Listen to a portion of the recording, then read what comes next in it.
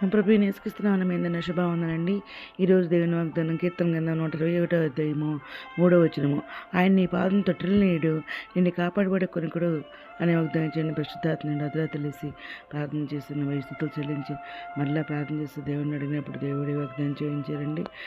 వెంటనే స్టేటస్ పడిన చూడండి. ఇక్కడ నుండి ప్రతిదినం కూడా ఉదయకాల సాయంత్రకాల ప్రార్థన చేస్తున్నాం, స్తుతియాగం చేస్తున్నాం. ఇంకా బైబిల్ అయితే పూర్తిగా రాస్తానండి. 3 సంవత్సరాలు పట్టిందన్నమాట బైబిల్ రాయటానికి. ఇంకా నైట్ ఉపవాసం ప్రార్థన చేస్తున్నాం, ఇంకా ఉపవాస ప్రార్థనలు చేస్తున్నాం. ఇంకా ఇప్పుడైతే 3 దినాల నుంచి ఉపవాస ప్రార్థనలు కదండి. నిన్న ఈరోజు రేపు కూడా ఆ ప్రార్థనలో కూడా ఉదయకాలం నుంచి సాయంత్రం దాకా తినకుండా మళ్ళీ ప్రార్థన చేస్తున్నాం. నిన్నంతా కూడా ఉదయకాలం సాయంత్రం దాకా తినకుండా చేసే వాళ్ళు చేస్తారు, రేపు చేస్తాం కదా. అలాగే మరి మనం ప్రతిదినం కూడా అయితే మరి 10 సంవత్సరాల బట్టి నైట్ మరి ఉపవాసం ప్రార్థన చేస్తున్నానండి. 40 రోజులు ఉపవాస ప్రార్థన చేస్తున్నాం. ఈ విధంగా చేస్తున్నాం గట్టి దేవుడు మన పాదం తొట్టిల్ని అంటున్నాడు, మనల్ని కాపాడబడుకొని కూడా అంటున్నారు అనమాట. కన్నుల తట్టు మన కన్నులు ఇచ్చిన మనకు సహాయం ఎక్కడ ఉండి వచ్చును, యెహోవా వల్లనే మనకు సహాయం కలుగుద్ది అంటున్నారు. ఆయన భూమి కోసం సృష్టించిన వాడు అనమాట. ఇశ్రాయేల్ని కాపాడేవాడు, కొనుక్కోవడం నిద్రపోడు అనమాట. ఆయన మన పాదం తొట్టిల్ని మనం కొనుక్కోవడం అనమాట. యెహోవాయే మనల్ని కాపాడవాడు అనమాట. మన కుడి పక్కన యెహోవా మనకు నేరుగా ఉంటాడన్నమాట. పగలు ఎండ దెబ్బలు తగలను అంటున్నారు, రాత్రి ఎండ దెబ్బలు తగలను అంటున్నారు. ఏ భయం రాకుండా యెహోవా మనల్ని కాపాడుతాడు, మన ప్రాణం కాపాడుతా అన్నారు. ఇది మనకు ఎంత రాకపోవాలి కూడా యెహోవా నిన్ను కాపాడుతాడని అంటున్నారు అనమాట. తన ఏంది బైబిల్ తన కృప కనిపెట్టేవారు యెహోవా ఆనందించేవాడైన అనమాట. ఆయన మనతో కూడా నివసించేవాడు, మనలో ఉన్న దేవుడు మన దేవుడు అనమాట.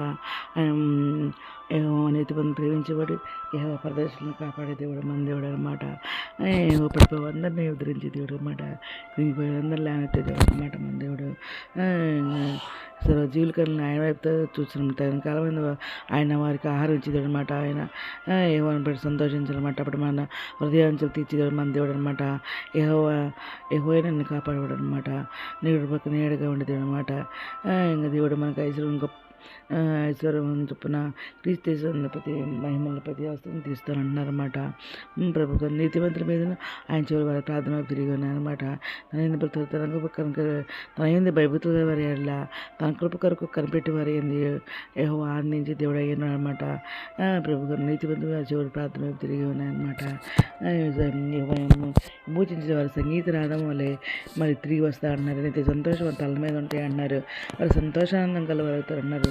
దుఃఖం నుండి తెరుపుని తొలిపోతాయి అని చెప్పేసి దేవుడు మనతో మాట్లాడతాను అనమాట. దేవుడు సంవత్సరం జనులకు నీకు కీర్తి గంధ పేరు కలిగినట్టు నేను ఇచ్చేస్తానన్నారు.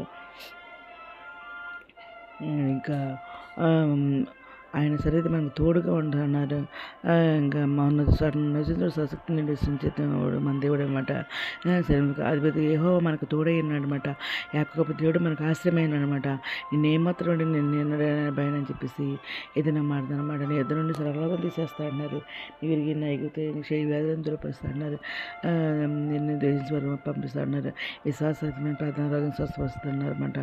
దేవుని మహిమపరిచి ఆయన వాగ్దానం చేసినవన్నీ కూడా నెరవేర్చడం సముద్రం రొడ్డి విశ్వసించి విశ్వాసం వల్ల మనం బలం పొందుకుంటామని ఏదైనా మాట్లాడుతున్నారు దేవుడు.